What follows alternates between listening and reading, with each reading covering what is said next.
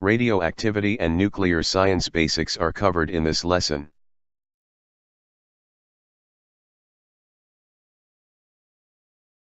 Radioactivity is the emission of high-energy radiation from the atom of an unstable form of an element called an isotope.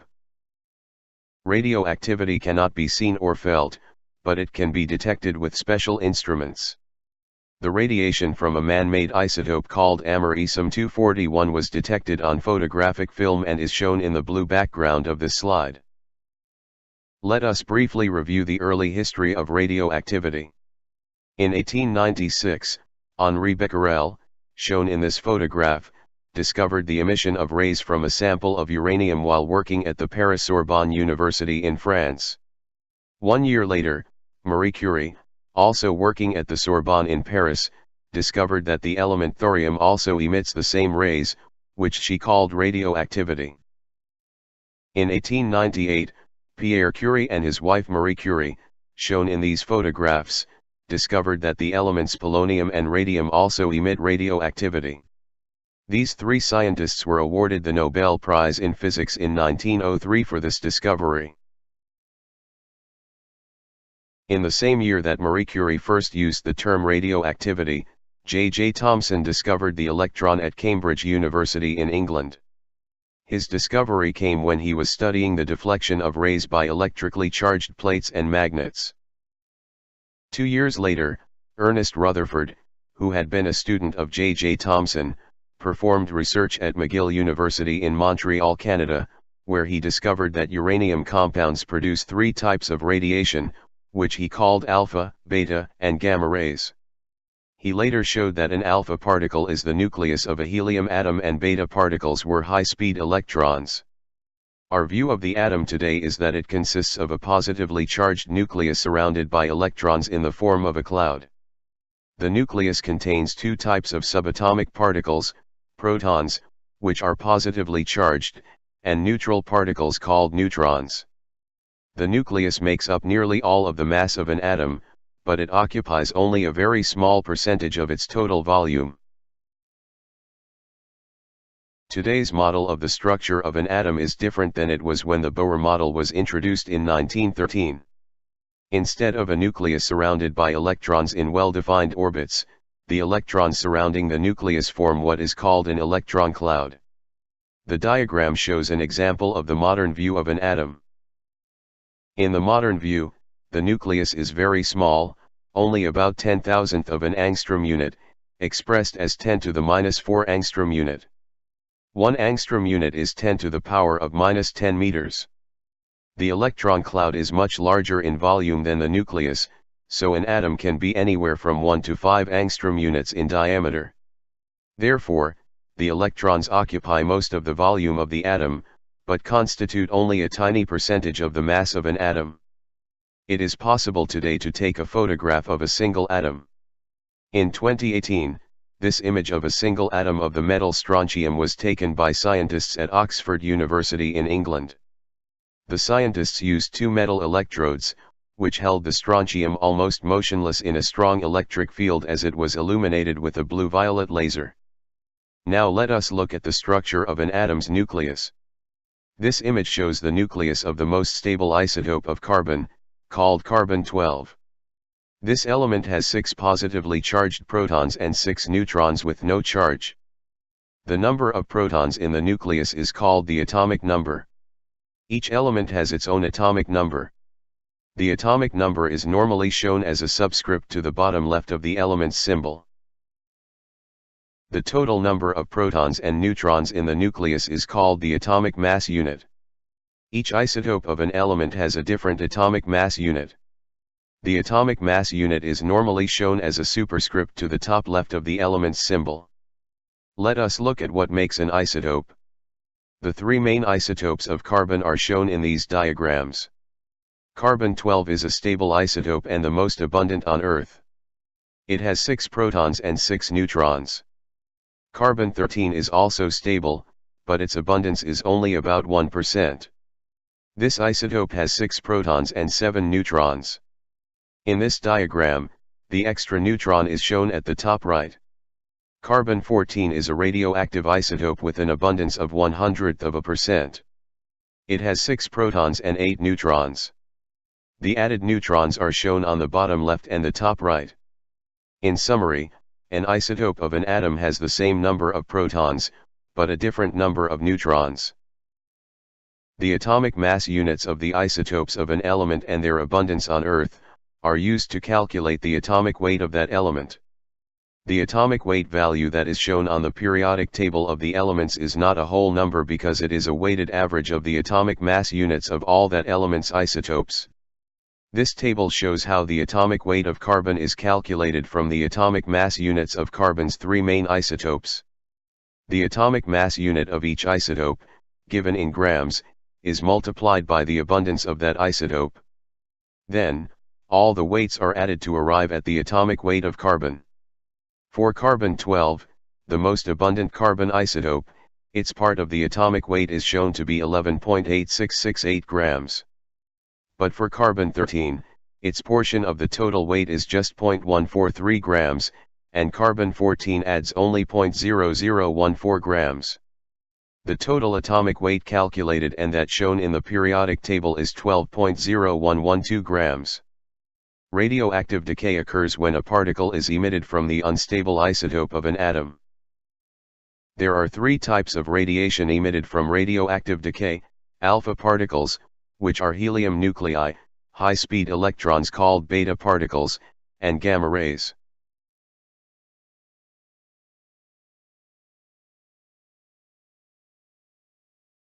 The radioactive decay of uranium-238 is an example of alpha particle emission. A decay event occurs when a radioactive element emits radiation. This diagram shows that uranium loses a helium nuclei, also known as an alpha particle, to form a new element, thorium, which is also radioactive, and has 2 less protons and 4 less neutrons than uranium.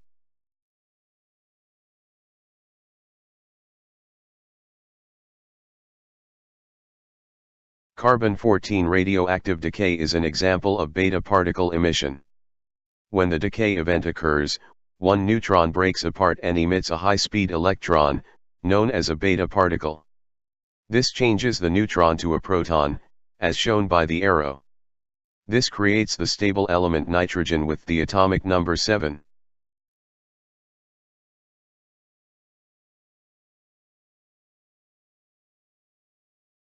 A gamma ray is a high-energy form of radiation called a photon. When a gamma ray is emitted from an atom, there is no change in the number of protons or neutrons. The radioactive decay of barium-137 results in the emission of gamma rays as shown in the diagram. There is no change in the number of protons or neutrons, so the element remains the same. The 3 types of radiation emitted from radioactive isotopes differ in their ability to penetrate various materials as shown in the diagram. Alpha particles are the weakest and cannot penetrate paper. Beta particles are high-speed electrons that can penetrate paper, but not aluminum, Al. Gamma rays can penetrate many materials, but not lead or concrete. The particles and rays emitted from radioactive material can cause severe damage to the human body. Alpha particles can produce severe burns on human skin. Beta particles can travel into the body and cause damage to cells resulting in severe illness. Gamma rays are the most powerful and can travel right through the body to cause severe damage to cells resulting in illness or death. Anyone who works with radioactive material must wear special protective clothing and work behind the proper shields to avoid exposure. The intensity of radiation from radioactive material can be measured with a Geiger counter. Detection of radiation is made using a Geiger-Müller tube and counter or digital readout as shown in the diagram. The tube is filled with an inert gas such as helium at low pressure, to which a high voltage is applied. The tube conducts electrical charge when a particle of radiation enters the tube and makes the gas conductive by ionization. The ionization is amplified to produce a detection pulse, which is fed to the processing and display electronics. The digital Geiger counter in this photo displays the radiation intensity in milliroentgens per hour. The Geiger counter shown in this video uses both sound and a red light to detect sources of radioactivity. Okay, this is our new pocket Geiger counter. It's a completely assembled Geiger counter in a little miniature case. It has a little push button switch to turn it on. It operates on a 9-volt battery. I'll turn it on right here, and it detects background radiation. It detects beta and gamma rays, and if I bring an autunite mineral close to it, you can see that it drives this little guy crazy.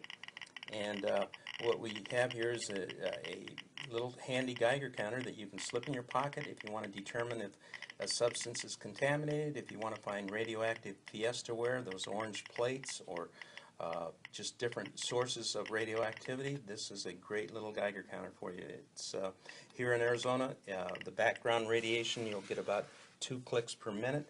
I took this on a flight recently when I was in the air at 30,000 feet. It was clicking at the rate of 40 per minute. So that's it. An important property of a radioactive isotope is its half-life. The discoverers of radioactivity found that the radiation from a radioactive substance was reduced over a period of time, and was different for each substance. They called this time the half-life of the isotope. The half-life is the amount of time it will take for half of any given sample of a radioactive material to decay. The half-life of a radioactive isotope is important because it can be used to calculate the amount of the radioactive element left and the amount of the new element formed. This is useful for determining the age of ancient materials. This graph shows how radioactive decay changes with time for the radioactive isotope Americium-241. This isotope has a half-life of 16 hours. If one starts with 1000 grams of this isotope, then in 16 hours, there will be 500 grams left. In 32 hours, there will be just 250 grams left, and so on. It can be seen from the graph that the activity is falling more and more slowly with time, and in principle, it will never actually reach zero because in mathematics it represents an exponential decay function. Now let us look at some of the uses of the property of half-life. The chart on the left shows the half-lives of 9 radioactive isotopes. As you can see, the half-lives of these isotopes vary greatly from less than 1 minute to billions of years. One of the major uses of isotopes is for radioactive dating. In radioactive dating, the half-life of carbon-14, which is 5,730 years, is used to determine the age of objects that are less than 60,000 years old. The half-life of uranium-238 is 4.5 billion years, so it is used to study very old rocks, fossils such as dinosaur bones, and objects used by prehistoric humans.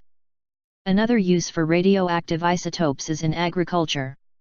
Phosphorus-32, with a half-life of 14 days, is used to study how plants use phosphorus to grow and reproduce. The isotope is injected into the plant's roots and a Geiger counter is used to detect the movement of phosphorus-32 throughout the plant. In scientific research, isotopes are used as what are called tracers. Tracers are radioactive isotopes that can be followed by detectors in many scientific research processes such as those shown in this table.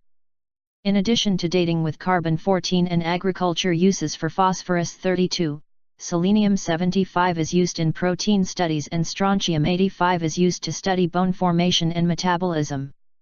Tritium, which is the radioactive isotope of hydrogen, is used to study drug metabolism and other life science processes.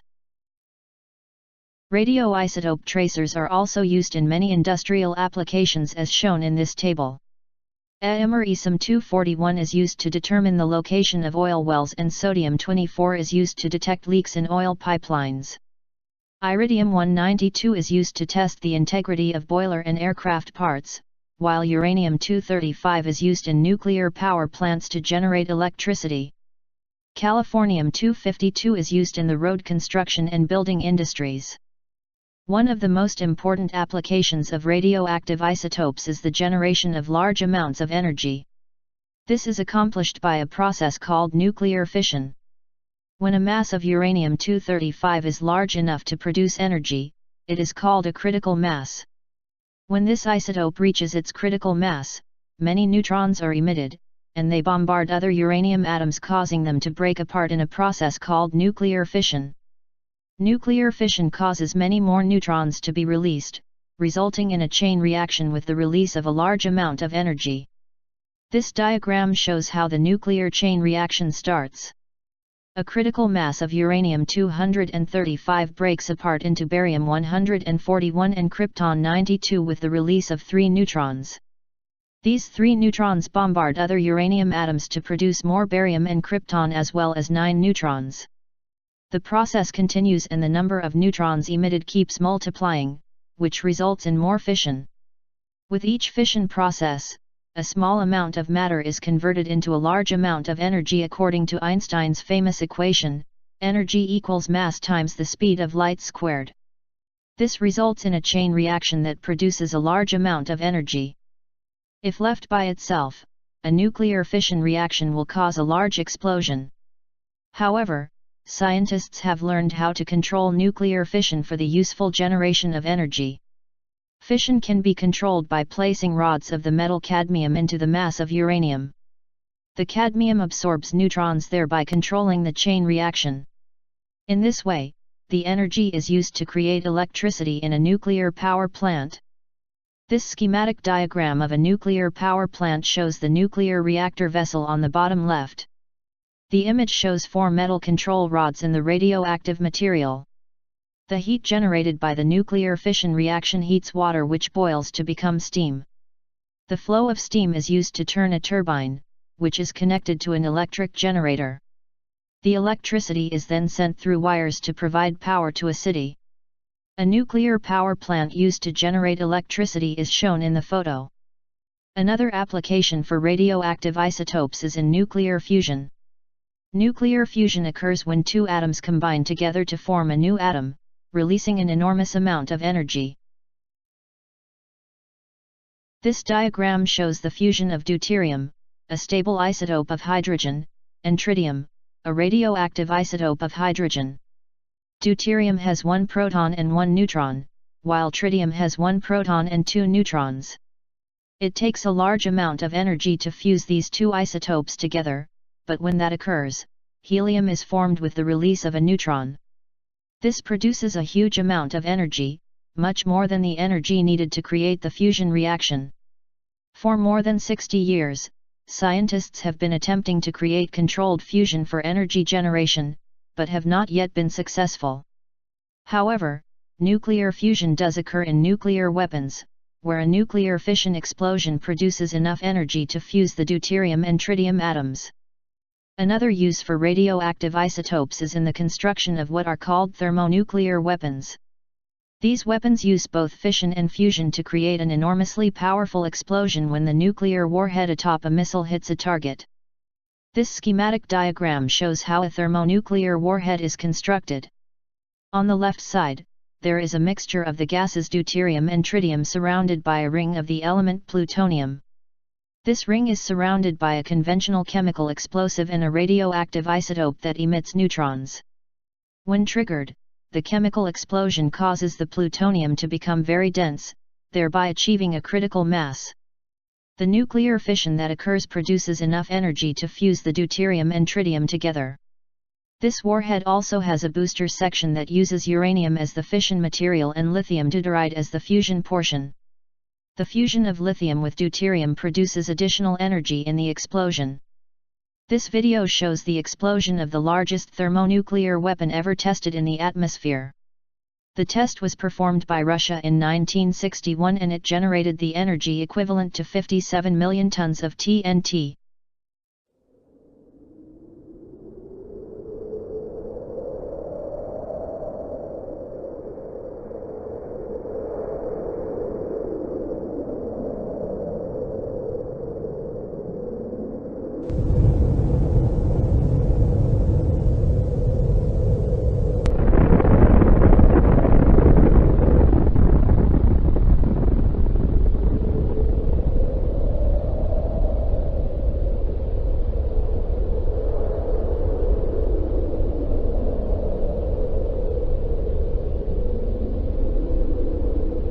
This presentation was produced as a public service to help middle school and high school science teachers develop experiments, presentations, and demonstrations that can be used in their classes. More science experiments and demonstrations are available on the Tops of Santa Clara Valley website. www.topsofscv.org. TOPS, Teaching Opportunities for Partners in Science, is a program aimed at stimulating greater interest in science by middle school students.